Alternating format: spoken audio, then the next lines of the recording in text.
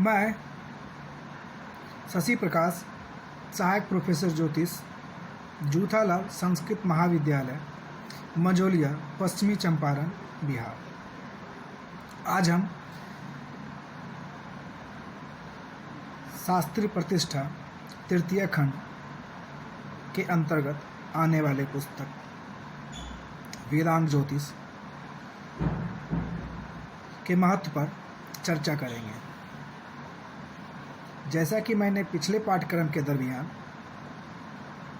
वेदांग ज्योतिष के परिचय पर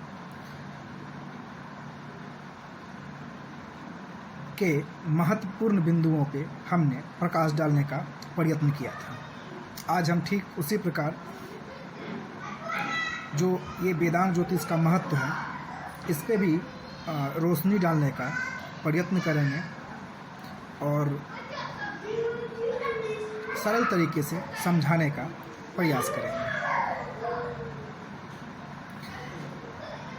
वेदांग ज्योतिष का जो मुख्य अंग है वो नेत्र है। ज्योतिष हम लोग ऐसे कह सकते हैं, ज्योतिष में वेदांग का जो मुख्य अंग होता है वो नेत्र है। मतलब ज्योतिष वेदांग का मुख्य अंग है, इस तरह भी हम लोग कह सकते हैं। उपयुक्त समय मतलब सही समय, शुभ मुहूर्त आदि के लिए ग्रह ज्ञान निवृत्त आदि काल में वेदांग ज्योतिष का महत्व आवश्यक है।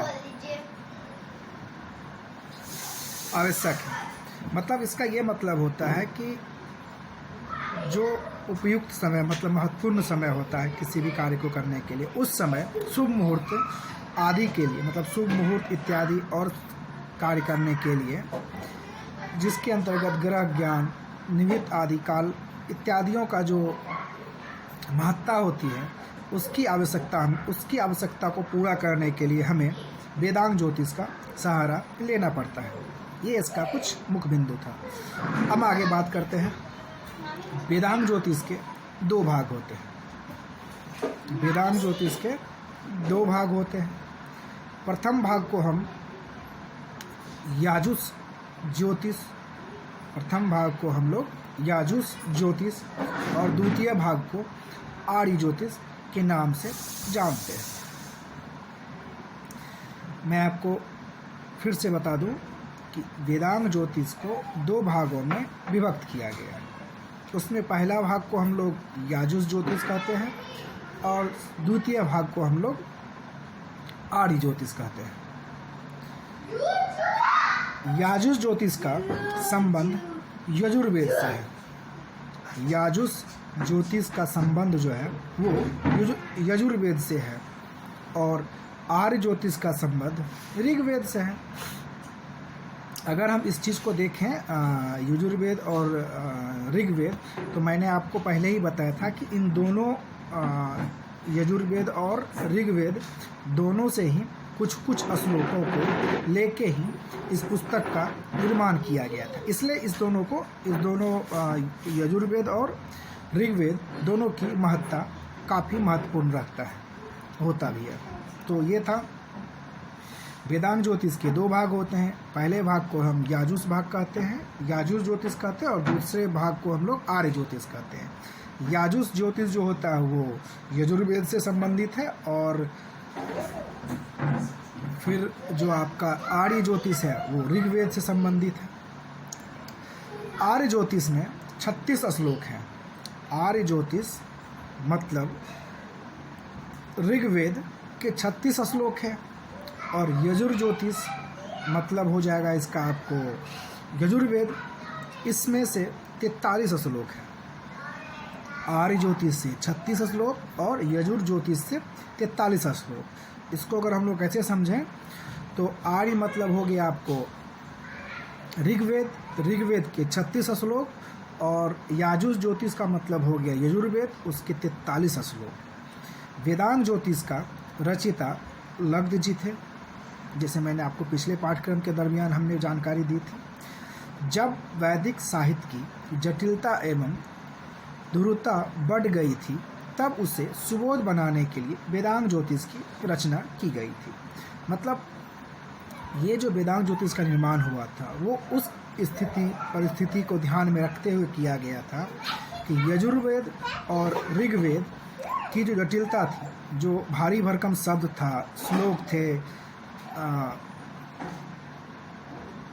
जो परेशानियां होती थी समझने में, उस चीज़ को देखते हुए उसमें से, मैंने आपको पहले ही बताया, उसमें से महत्वपूर्ण बिंदुओं में से श्लोक को निकाल के ये वेदांग ज्योतिष का निर्माण किया गया था और इस वेदांग ज्योतिष को हिंदी में ट्रांसलेट किया गया था ताकि इसको समझने में सुविधा हो। इसलिए ये जो दिया गया था कि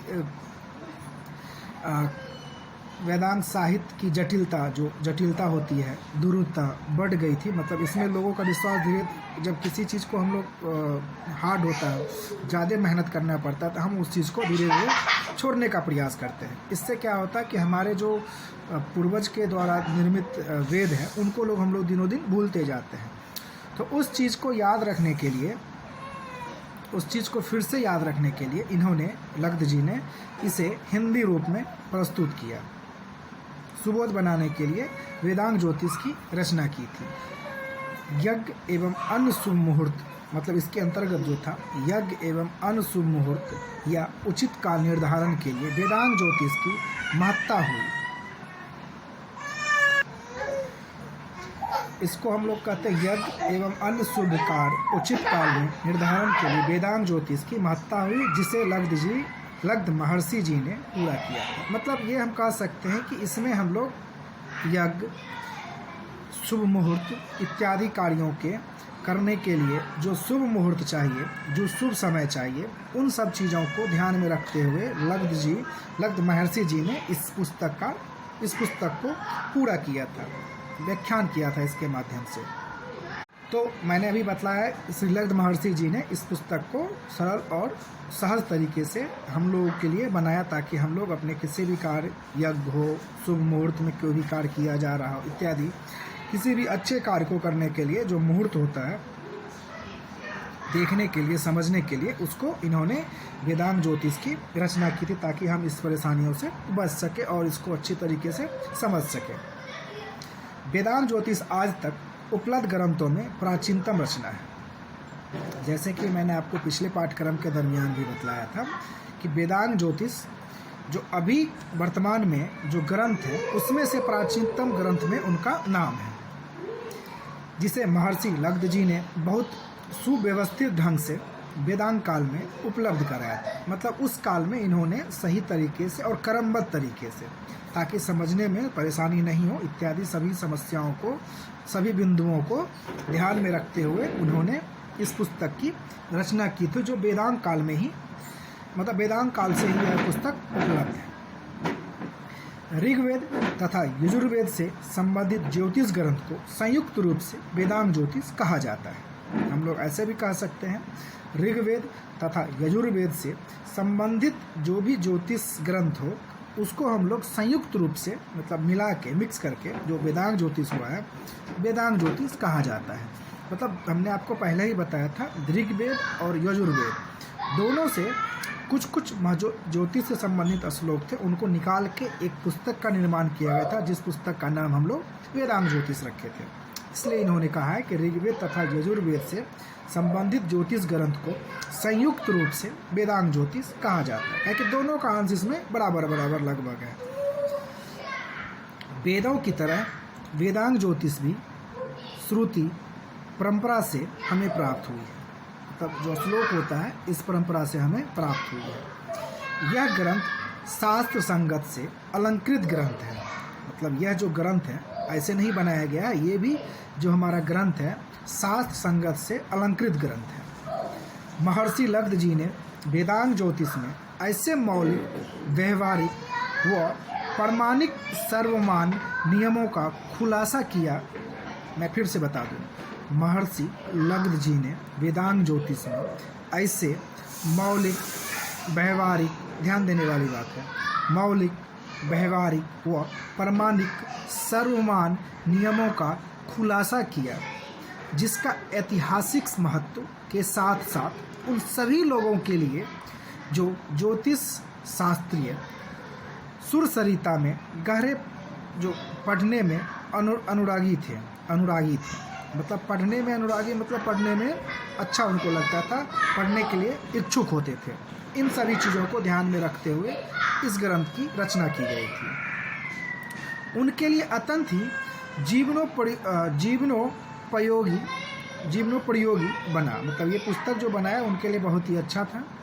वेदांग ज्योतिष का तत्कालिक मूलभूत महत्व, जो उस समय का जो महत्व था, वेदांग ज्योतिष का तत्कालिक मूलभूत महत्व जो था वो यज्ञ का अनुकलन मतलब यज्ञ के अनुकूल वो योग क्षण निर्धारित करना था तथा जो समयानुसार अन्य धार्मिक विधियों व संस्कारों में सर्वाधिक रूप से अनुस्यूत रहता था।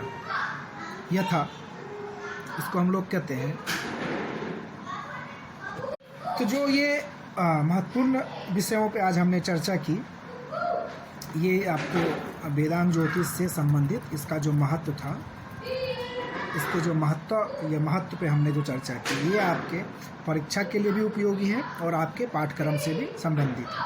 मैंने इन सभी बिंदुओं को ध्यान में रखते हुए आपके लिए एक एक करके क्रमबद्ध तरीके से मूलभूत बिंदुओं पे हमने चर्चा की।